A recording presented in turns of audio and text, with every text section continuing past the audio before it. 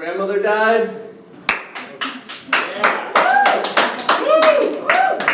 Weird response, but no, man, she died. I'm like kind of upset, you know, because like, you know, she had dementia when she was gone. It was like getting really bad, you know. She was really, really losing it, and I was just putting together a wealth of material, and now it's gone. Like I was getting so ready to talk about how crazy she was, and now I can only talk about how dead she is. I know, it's terrible.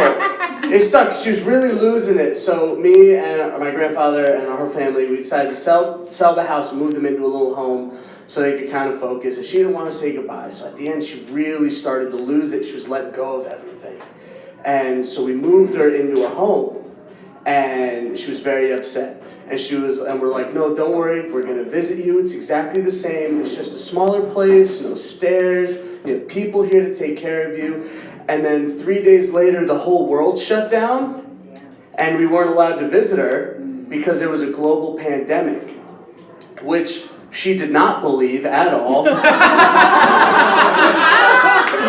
she thought that we abandoned her, which drove her absolutely crazy. And she lost her mind. My grandmother, she's a strong, strong woman. But like all strong women, she's very stubborn. And she throws tantrums. So she threw a tantrum and tantrumed herself into a coma.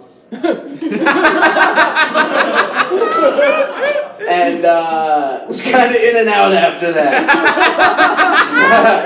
No, we were really lucky. We got to visit her in the hospital. She's fading in and out. And but my grandmother was my best friend, you know. We used to like hang out all the time. We'd always watch Jeopardy together. We'd sing the theme, you know, and we'd do the games and we'd count who won more money, and it was always really fun. So I was really glad I got to see her in the last days. I would go and like while she was fading in and out, I'd talk to her, I'd tell her old stories, you know, I prayed with her, you know, we really had a couple nice last moments. And then I knew if we played music, she would kind of come to a little bit, she would smile. So I go, let me take her back to the old times, you know? So I'm like, I pulled up the Jeopardy theme, and I just start playing it. It's going, da-na-na-na-na-na-na-na, da-na-na. And then it occurred to me that I probably shouldn't be playing a countdown on her deathbed.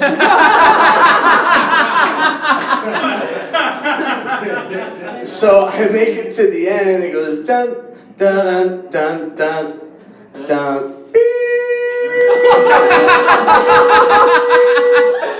and I freaked out. And all of a sudden the nurse came rushing in. She's like, "What's going on? What's going on?" I'm like, I don't know. I was playing Jeopardy. And I start freaking out. And she just goes, "Were you leaning on the bed?" And I go, "Yeah." She goes, "That's the bed alarm." I was like, "What?" She goes, she's alive. That was the bed alarm. And I was like, "Oh, I thought you said it was the bad alarm." She was like, "No, we just call that the dead alarm."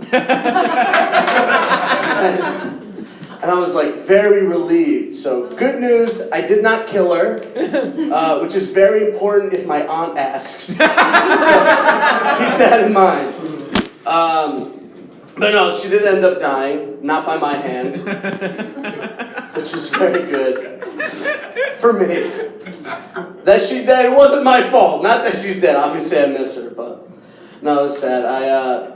I'd never seen a dead body before. I went with my mom to the place where they had the dead body, and I was going over to visit her, and my mom goes, "Don't forget, she's gonna be cold."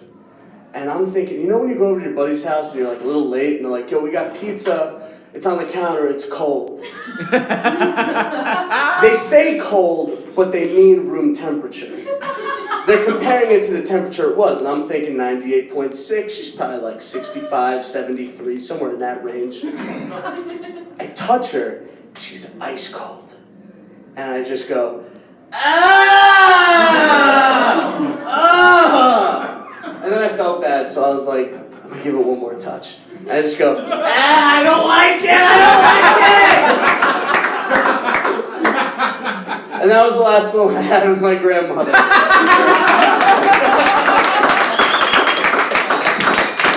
You guys have been great. Thank you so much. God bless. Have a good night.